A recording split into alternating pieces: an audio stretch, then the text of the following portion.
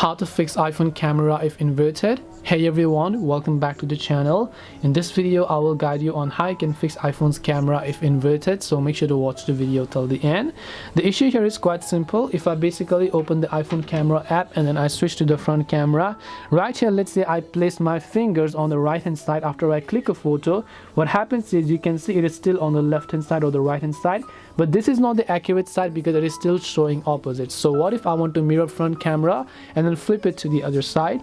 For that, all you have to do is open up settings. Once you open up settings, simply look for the camera application as you can find here.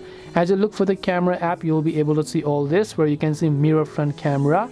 You want to disable this.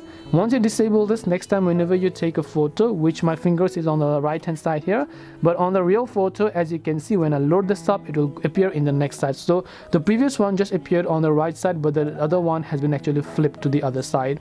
And this way you will be able to go ahead and then actually fix the inverted camera on iPhone. Hope this video was very helpful. If you have got any more questions, then feel free to leave them down below. Thank you for watching till the end and see you soon in the next video.